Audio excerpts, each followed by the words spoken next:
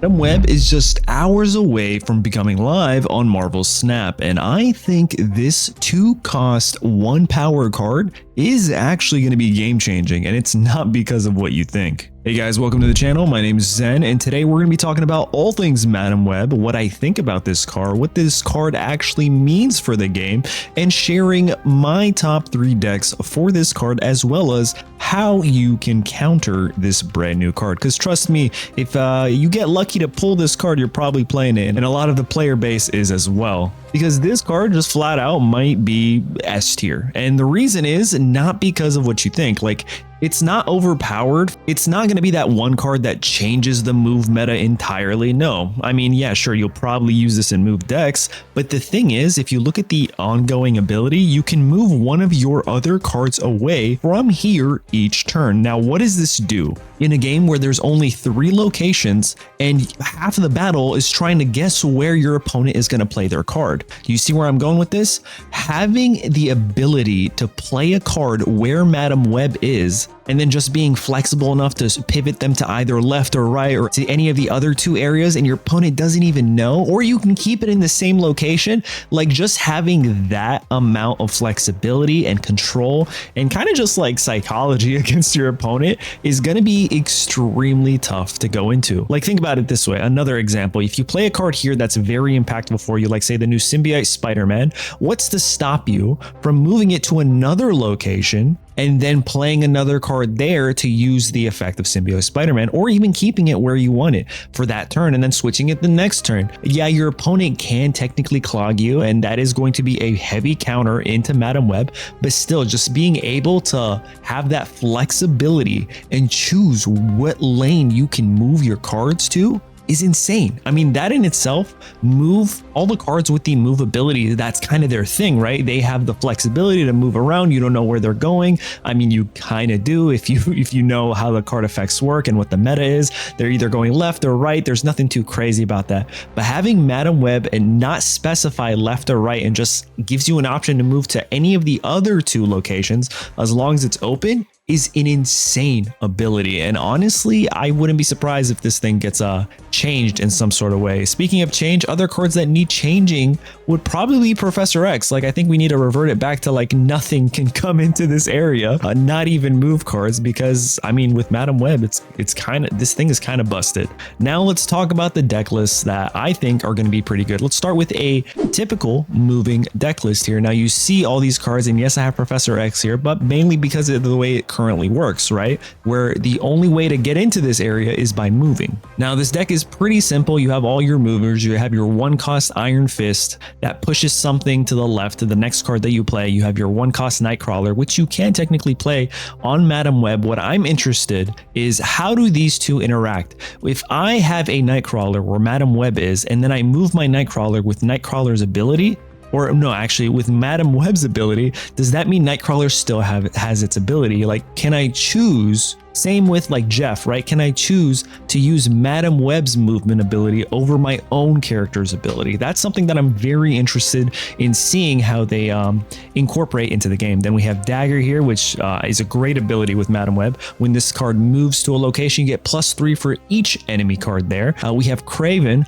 who you can just literally keep on one of the other locations and then just keep moving things with Madam Web there to pump them up. Another really interesting synergy that I like is something like this. Check this out. On turn 2, you could play Madam Web, and then on turn 3, you can play Nightcrawler where Madam Web is, and then say pull Multiple Man somewhere else. And on turn 4, you can activate Hulk Buster into Multiple Man, Craven somewhere else if you want, and then on turn 5, move Multiple Man into Madam Web, and now you have 2 6s on the board. And then on turn 6, you can play it again and move it again, and now you'll have 3 6s on the board being Multiple Man. And then we have other cards here like Vulture, which every time this moves, it gets +6. So like, play it where Madam Web is, move it the following turn, you got a +9 on the board.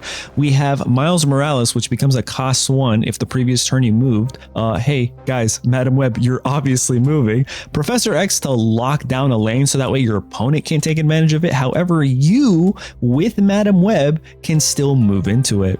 And then another 5 cost is this This Spider-Man 2099, the first time this moves to any location, destroy an enemy card there. This is pretty good to help you get rid of other opposing cards on your opponent's side that could be kind of devastating for you. You play it on Madam Web and then you move it for turn 6, and then just to move everything else and power them up, really. It's honestly a standard move deck that I think is going to see a lot of play and use with this brand new Madam Web. But now that's only the first deck, and it's very heavily reliant on move. But like I said earlier in the video, I don't think you need to prioritize the ability move. Like, you get it with Madam Web, you don't need all the other cards to have move, right? So let's look at something else I think is going to be very good. And that's going to be moving your key cards away so that way you protect them from opponents' abilities. Now, what I mean by this is, for example, if you play Wong, you could only play 3 other cards there at most, right? Especially with Sarah, you reduce your cards cost, so technically you can play a lot more cards and get more benefit from them. But now with Madam Web, if you play Wong and then play 2 other cards there, activate their on reveals, you can then move Wong to another lane and then play up to 3 more on reveals. Now, we don't have that many. We have 1, 2, 3, 4, and potentially 5, depending on what copycat draws from your opponent's deck. But just having that free agency of just like flexibility of moving and not having your opponents know where you're going to be, I think Madam Web is going to see a lot of play in these types of decks where you want to lock down an effect for a lane, but then your opponent can easily counter you. So having Madam Web say like, hey, actually, you know what? Let's move to the left or the right. And now you don't know where we're going to play this card or this effect. I think is very, very advantageous.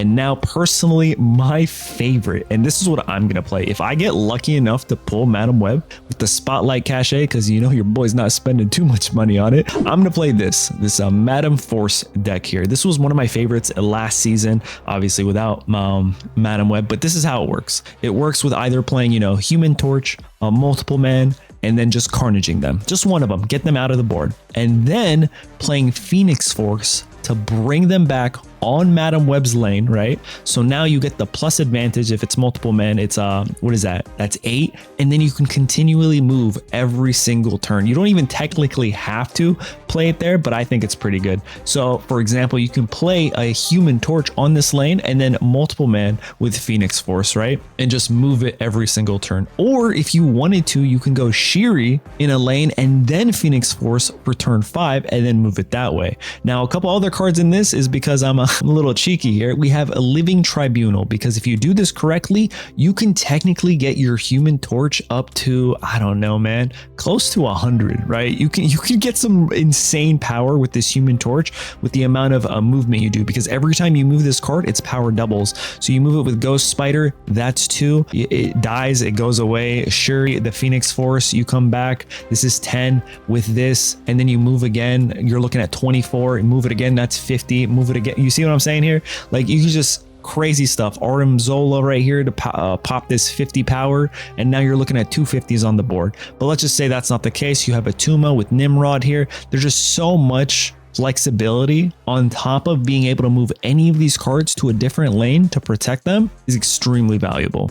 But now what I wanted to share with you guys are the counters to Madam Web that I think are going to be pretty massive in the competitive meta. And that's, first off, Red Guardian is a great counter on curve. Like, they play it on turn 2, and on turn 3, you play your Red Guardian, who has an on reveal to affect the lowest power enemy card there with a -2 and then remove their text. They just don't work anymore, right? And then what we said earlier, clogging them with things like, you know, debris, pretty much not allowing them to use their finite spaces on their board to move cards to, is going to be very advantageous to you to counter Madam Web. We got things like Rogue, where if you can play on curve on turn 3, you just steal their ability, and now you have the flexibility to move cards. But that's not all. Just let's say you don't get on curve Rogue, you get on turn 4 Super Scroll, where now you take all the ongoing abilities of your opponent, which can honestly be even better. But yeah, definitely a card that I'm excited to see in the next few hours drop. I hope I get lucky enough to pull it, because I'm really trying to cook up some decks for this. But if not, try these 3 decks out. Let me know what you think in the comments down below, and I will catch you guys in the next one.